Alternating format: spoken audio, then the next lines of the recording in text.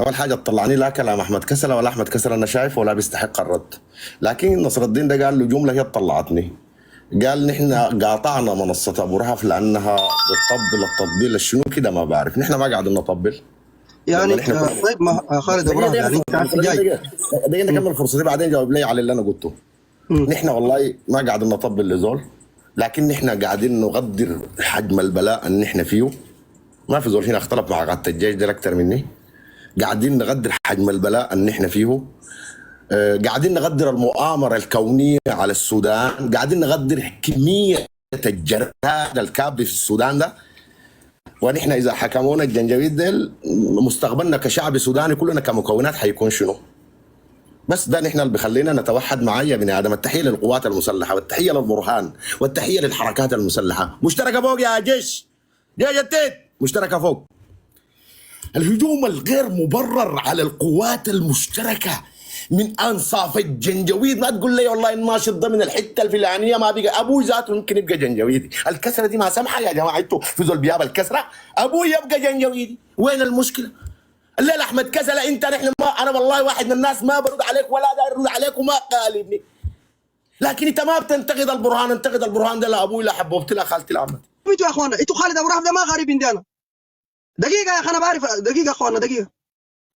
مالكم يا اخي ابردوا يا خالد كده روق المانجا شويه.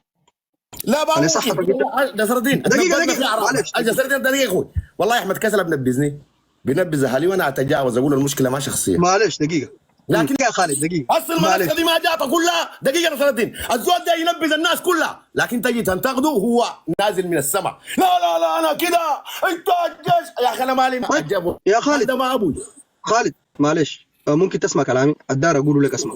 تفضل يا خالد طبعا الشباب الموجودين غدا النعود وست شهور وادم كان ما بيعرفوك. انا ما بعرفك من الليله، من 2017 زمن منبر الاحرار. الكلام ده صح ولا ما صح؟ اكيد هاي. ويا خالد ابو رهف احنا اختلفنا ليه حس الان في الزمن ده؟ انا خلونا انا الكلام اللي قلته ده قلت انا قاطعت المنصه بتاعكم ليه؟ لانه في خطاب ما ماشي مع الواقع ويتنافى مع الاشياء. عشان كده انا بقول الحقيقه وانتوا قاعدين تقولوا كلام وانتوا ماشيين خط. انا بنتقد البرهان والسياسات الماشيه بتاع الجيش. نصر الدين دقيقه ضفني نظرك انت. وانتوا ما دقيقه بتنتقدوا. نصر الدين ده في نظرك. لا انا ما جيت لا يوم اخصيتك ولا منحتك تقول كلام انت دار تقوله ولا ده في نظرك انت. انا عندي وجهه نظر مختلفه منك. انا عندي جيشي ده بكل المشاكل اللي فيه. اذا الجيش ده هو العمود الفقري، اذا انهارت الدوله. بس انا قاعد افكر كده، انا قاعد افكر السودان ده حركات على الجيش. وكلنا بنفكر كده ولكن يشيلوا برا يشيلوا المرتزقه برا. دار تتكلم لي عن انتم ما بتنتقدوا البرهان، قاعدين ننتقد الانسحابات، قاعدين ننتقد اي حاجه. حتى بيجوا ناس الجيش جل بيمرقونا من جروباتهم ذاته.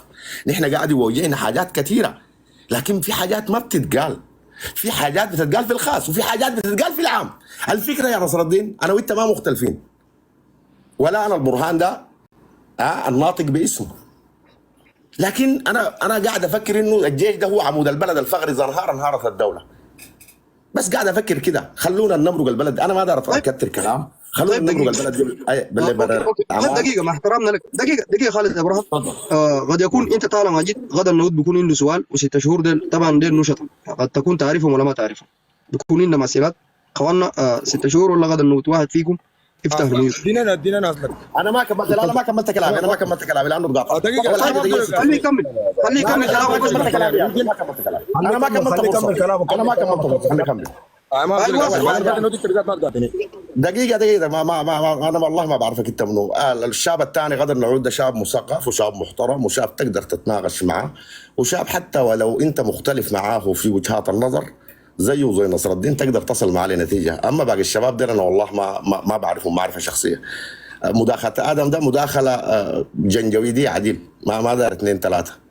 التحية للشعب السوداني، التحية للقوات المسلحة، التحية للقوات المشتركة، التحية لكل من الآن دفاعا عن الأرض والعرض ونحن قاعدين برا في المكيفات وقاعدين نتطاول عليه.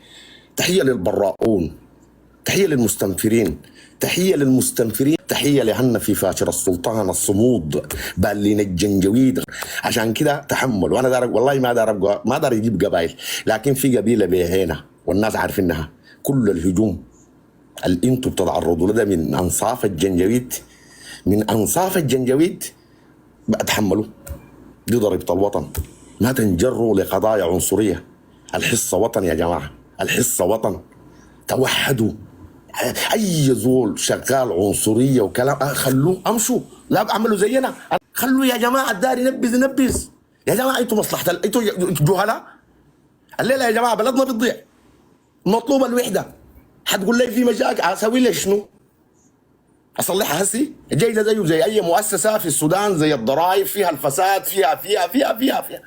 انا ما بقدر اصلحها هسي. انا محتاج لجهودكم كلكم كابناء وطن، تخطوا يديكم في يد بعض، تحرروا السودان من الميليشيا والمرتزقه، وتعالوا يا برهان والله ده نوديك الدروه.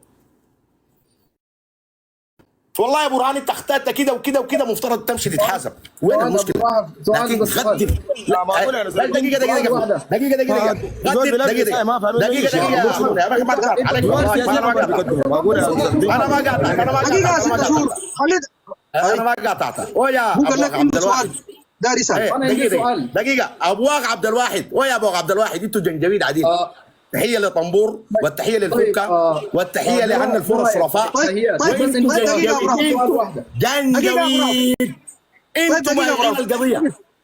الناس عندهم سؤال لك. دقيقة مداخلة صغيرة جدا بخصوص اللي انه احمد كسلة وجنجويد. يا اخوانا انا حابب اقول لكم انتوا لابد تكونوا منصفين عشان ذاتك ربنا ينصركم في حربكم مع الميليشيا بتاعتكم. ده لابد تكونوا منصفين. احمد كسلة ده يعني انا شخصيا واحد من الناس المختلف معه اختلاف توتالي، لكن احمد كسلة دعم الجيش اللي انا شخصيا ما دايره اطلاقا، ما دايره، لكن احمد كسلة دعم الجيش ده دعم ثقيل جدا يعني. فانتوا لابد تدوا حقه. لما كان احلنا في الجنينه مع الميليشيا وبتصدوا على الميليشيا دي وبيعملوا، كل انحاء السودان الثاني كانوا ساكتين جدا، ما في زول في ارجاء السودان الثاني فاز ساكت عشان يجي يفزع الاهالي هناك. فانا يبدو لي اذا شخصي بينكر الجميل للدرجه ده بيكون كلام عيب جدا. الحاجه الثانيه انا بستغرب جدا ليه انه لما بشوف انه لما احمد كسلة يطلع على الغاده بتاعت الجيش اللي اصلا اهالي بتاعتنا النازحين دول عنده مشكله معاهم عديل كده، لما احمد كسلة يطلع ينتقدهم بيبقى مشكله، بيكون في اصوات عالي بيسنبوا جنجويتي واخر درجه. لكن لما يطلعوا بعد من النشطاء ما في زول ابدا بيصفهم بانه انتوا والله تابور وكده. انا كل ما حابب اقول الحرب ده لو انتوا فعليا دايرين تنتصروا فيه ما بتنتصروا فيه بالشغل هذاك انه تطلع تخون في ده وتخون في ده. كل ما انا داير اقول انه يا اخوانا ما ممكن تتجاوزوا لعبد الفتاح البرهان. انتوا الدوله انتوا دايرين تنتصروا لنفسكم ولا دايرين تنتصروا للسودان؟ انا بسالكم انتوا سؤال يعني. انت الرساله انت لما تطلع الليله تدافع، انا عشان كده قلت لك انه ذاته بيكون في صعوبه للجيش ده انه ينتصر. ليه؟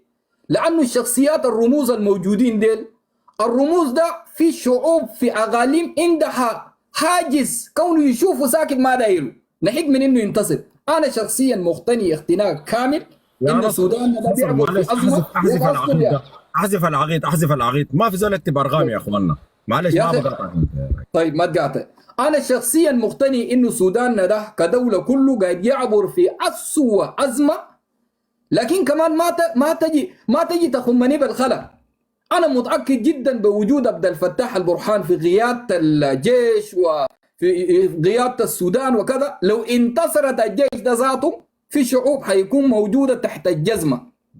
طيب في اطار ده انت ما تحاول تغنيني. كل ما انا حبيت اقول انه التاريخ الطويل والقصير بتاع عبد الفتاح البرهان ولا ياسر العطا ما بيأهلهم لانه واحد يجي يدافع لهم باسم الشعب السوداني ككل، لانه الليله انا مواطن سوداني من عبد الفتاح البرهان ومن ياسر العطا ومن ميليشياتهم. لما نحن نتكلم ان الجيش السوداني هم ناس دعم السريع وغيرهم من الميليشيات، انا بتوقع انه بعد الناس اللي بيجوا بيدافعوا المصالح بتاعهم ولعنه وقعوا عمليه بتاعت كونتراكت مع الجيش في حال انه انتصرنا انت تلقى كده معشر السودان عليك الله ما تغشني وما تغش الشعب السوداني، لانه نفس الناس الليله بحاولوا يدافعوا على الجيش ده هم نفس الناس لما كانوا هم موجودين وحكومه ما معارضه، ناس حكومه مسيطرين على الموارد بتاع الدوله الاقتصاديه وكل انواع وكل شيء في ايدهم، لكن حتى ما يستطيعوا انهم يطلوا نفس الجوت الليله بحصل ده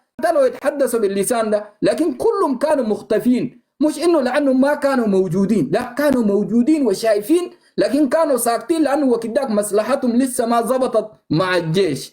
فيا اخواننا عشان تكونوا منصفين، اول حاجه نفس الجماعه دي لما كانوا متوحدين مع نفس الميليشيا ده كانوا بيعصروا دحر الميليشيا